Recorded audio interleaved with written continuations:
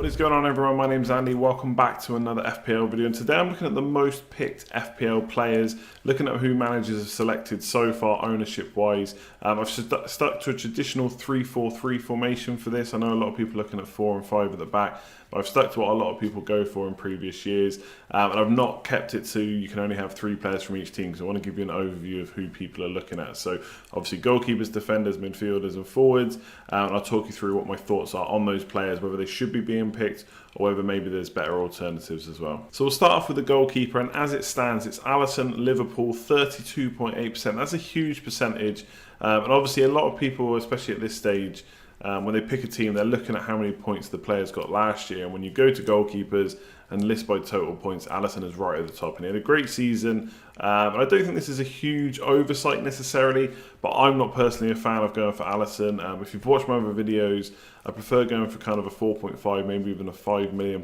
goalkeeper who might not score as many points, but value-wise is right up there with the likes of Alisson and Ederson at 6 million, mostly because they can still get the odd clean sheet and they also get save points as well, whereas Alisson, because the defence in front of him is so good, won't be subjected to so many shots, therefore won't usually have as many saves, and yes, they'll have clean sheets, but the difference in points come to the end of the season is not usually that high. The other thing as well is obviously if you use Alisson as a Liverpool spot, you can't use it on Salah, Mane and 2 Liverpool defenders, whichever kind of combo you want to go through for those 4 players. So a lot of people are going double Liverpool defence and Mo Salah, for example. So if you go for Alisson, you can't do that. Now, the defenders are more expensive. Van Dijk 6.5, Robertson and Trent are 7 million. So there is a bit of a difference there, but I do think they offer more. With Van Dijk, you got goals, assist potential, absolutely nailed on, bonus potential as well for only 0.5 million more. And like I say, Alisson probably isn't going to top up many of his clean sheets with saves. And with Robertson and Trent Alexander-Arnold, you've obviously got lots of attacking potential as well, as we saw last year with assists. So for this one, it's a no from me, I think. I just think, yes, you're going to get clean sheets pretty much guaranteed for 6 million. But you could have a 4.5 million goalkeeper instead, plus Van Dijk, instead of having a £6 million goalkeeper and a £5 million defender. I just think the combo with the cheaper keeper and the more expensive defender works better. So with defenders, we'll start off with Van Dijk, the highest owned player in the game right now, 46.3%, nearly 50% of all managers own him right now, and for good reason. He's a great pick, great fixtures. Like I said, only 0.5 million more than Alisson, but offers goals, assists and great bonus potential as well. And I do think if you look at the combos of Van Dijk plus a cheap keeper, that's better than Alisson plus a cheap defender, given that there's not really any standout cheap defenders right now. Played in the Community Shield, we saw him at the bar. He also got the assist for Matip. Now, I don't think you're going to see too many passes coming in from kind of a left wing position from Van Dijk. But he is a constant threat from free kicks and corners, so he's always going to be up there causing trouble. And the one thing I like about him is he's absolutely nailed on. Pretty much when he's fit, he's going to play. It's him +1 for centre-back position, and you just don't see him being rested, whereas the likes of Trent Alexander-Arnold, which haven't made the top 3 defenders, I think we saw him come off in the Community Shield around 66 minutes. And we have seen Gomez play right back a few times from the off. So there is a chance that happens with Trent Alexander-Arnold. I wouldn't try and put you off too much, because I do think he'll start the majority of the easier games.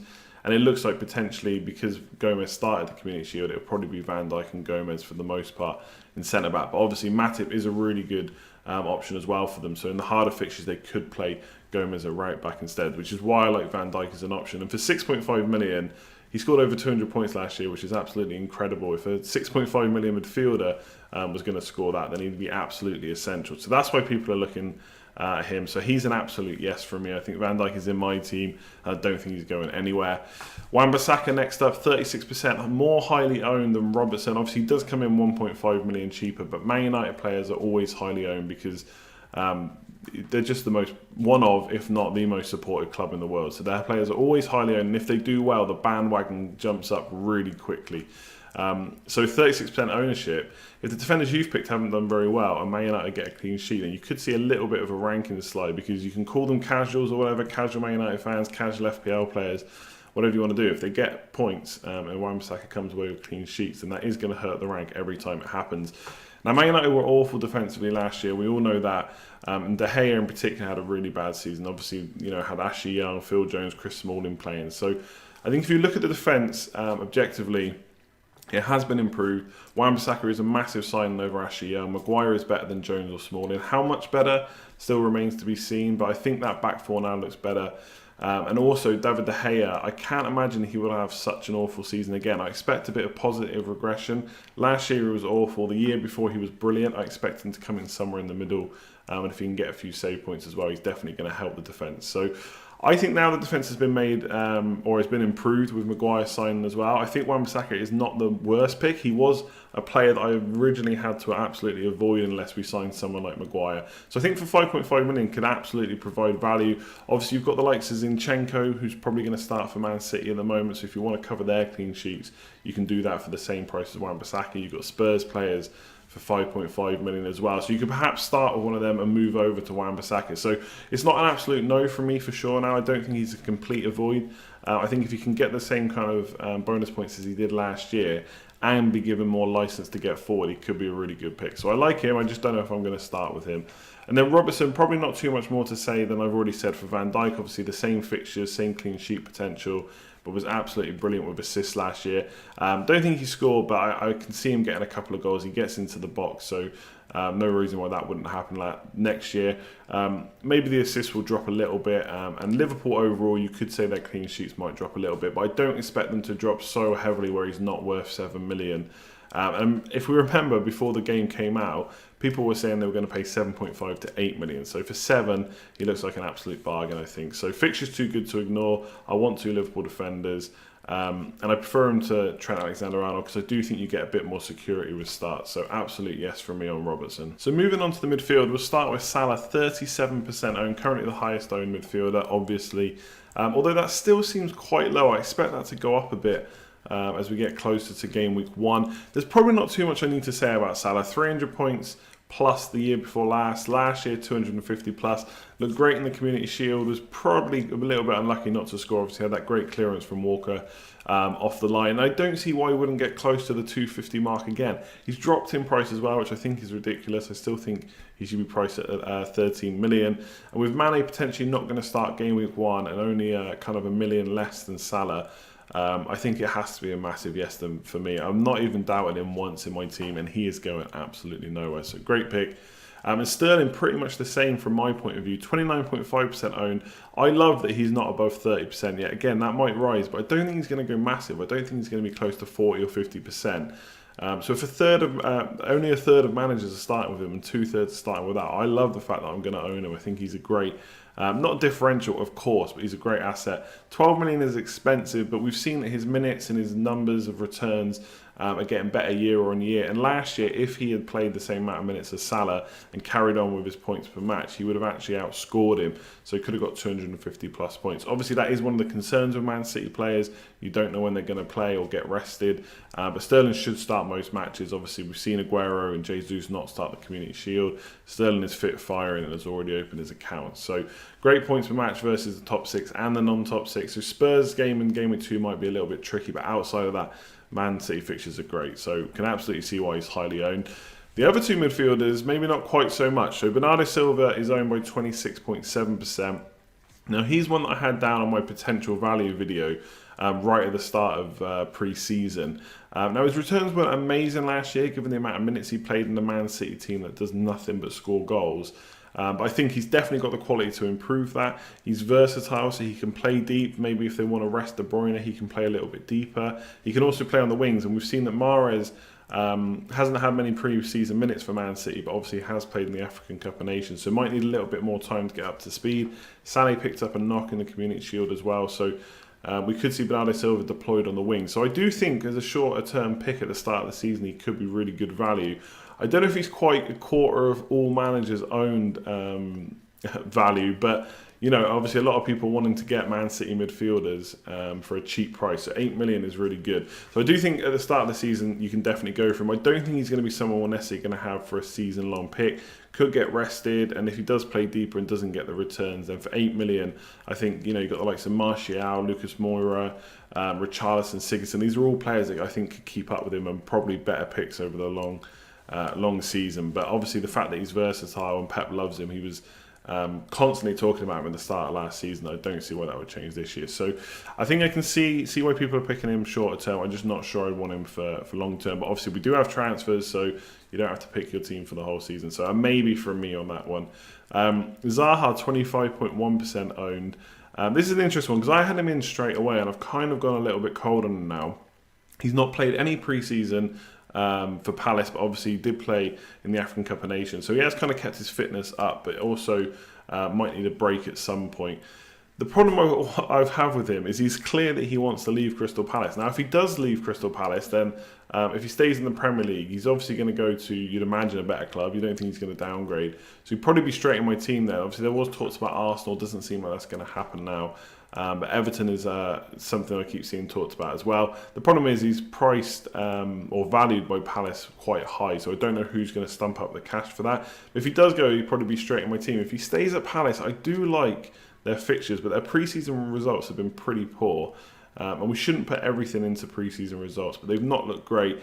And not really got the kind of performances under their belt that you'd want. And also, if he does have to stay, like I said, it's clear that he wants to go. What's his frame of mind going to be like? So I am a little bit concerned at him, but if he does play, and he does stick at Palace, and he's constantly playing in the first 11 like he always does, then for 7 million he's going to be great value.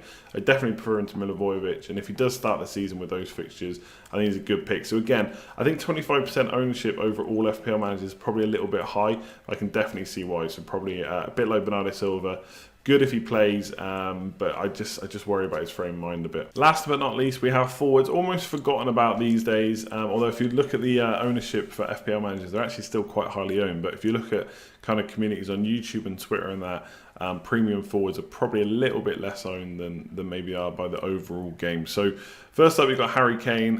When he came in at 11 million, I was not surprised to see his ownership go up quite a bit. Obviously, that's a pretty good price versus what he's been over the last few years.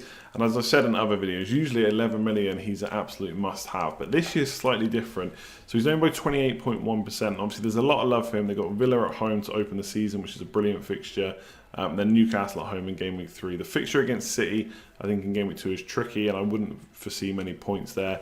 But I suppose you never know. And he has had a break this summer, which he hasn't had for a while. So apart from playing in the Nations Cup, towards the start of the summer, he's had pretty much the summer off, so a good pre-season, and he's looked pretty sharp. So the only thing to consider here is Ali is injured. He's got a hamstring injury. We're not quite sure exactly how long he's going to be out for, but he's probably going to miss the opening game at least, and maybe the next 2 fixtures after that. So if that happens, we might see Lucas Moura play further forward, and when that's happened before, Kane's dropped a little bit deeper. So one thing I want to see, I know he scored that great goal against Juventus from the halfway line, but really I want to see him getting into the box and getting goals from there. So I'm not fully convinced by him. The main reason for me not to have him, and obviously this is just my opinion, is I really want Salah and Sterling, and I've not yet seen a team with those two and Kane, which I'm really entirely happy with. A lot of people like playing Dendoncker as a 4th or 5th midfielder to fit that in. I'm just not sure it's worth the points. The thing with Kane is he doesn't necessarily get too many assists, so even in the season where he got 29 goals, he still only just about managed 200 points, whereas Salah and Sterling kind of did that at a canter because they get assists as well and more points for the goal. So for me, I'm going to go for the midfielders. I think they're worth more. So I'm going to have to say no to Kane. But I know absolutely he could get a haul in game week 1 and then there'll be absolute panic. So don't think he's a bad pick. I just think personally I want to go Salah or Sterling instead. Or Salah and Sterling. Then you've got Jimenez, 25.4% owned. Obviously there's lots of love for him and quite rightly so. He did amazing last year. Now Wolves do have Europa League to contend with, and they've got pretty hefty travelling time before game week 1.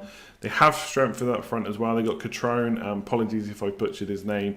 So it'll be interesting to see how he's used. You'd assume that Jota will start the majority of games, and maybe he'll kind of come in for Jimenez at times. Potentially they might play Catrone and Jimenez at the same time. We just don't know yet, and whether they'll stick to the 3-5-2 formation, we'll have to wait and see, because he's only just come into the Wolves side. But they needed to strengthen anyway, so for me I think he'd be more of a squad player. I don't see why they would break up the partnership of Jota and Jimenez. It was so good last year. The problem for me is I do think Jimenez will probably regress a little bit, but I still think he'll have a great season, and I still think at the end of the season 7.5 million will be good value. The thing for me is I think Jota is better value for $1 million less. I think they matched each other when they changed formation last year. So for me, 25% on Jimenez, I'm not too concerned about owning him. I've pretty much given him no thought, which could be wrong. But if I'm going to go for a Wolves attacker, it's going to be Jota instead of Jimenez for me. So going to be a no on Jimenez, which I hate to say because I do love the man. And then lastly is Aubameyang, probably a little bit underrated again in the likes of Twitter circles and stuff like that.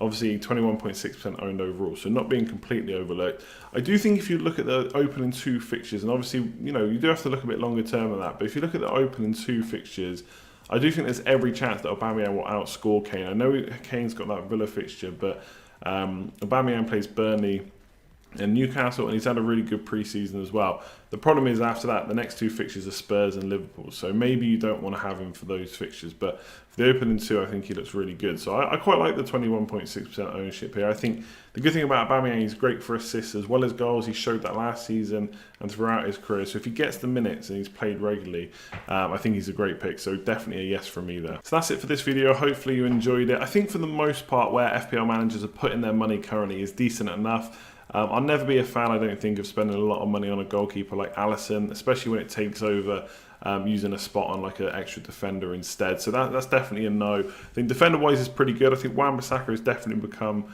more likely to get points now Maguire's in. And in midfield, Bernardo Silva and Zaha, although I don't have them in my current team, I think you can make a case for them. Up front, I do like Kane and Aubameyang. I just think it's hard to fit them in as well as Sterling and Salah, who I'm absolute must-have in my team. So Jimenez is a no, but overall I think people are doing well with the kind of 3-4-3 formation and where the money is being put. If you did enjoy this video, make sure to give it a like and comment below. Let me know what you think of the current template. And also subscribe if you're new around here and hit the bell so you know when the next video is up and when I'm live streaming. There will hopefully be another video out today, and then another one tomorrow and Wednesday, and then a live stream on Thursday and Friday. So there's plenty of content coming, so make sure you subscribe to know exactly when that's happening and hit the bell so you're notified. Otherwise, I'll leave it there. Like, comment, share, subscribe, all of that good stuff. I'll see you next time. Cheers all.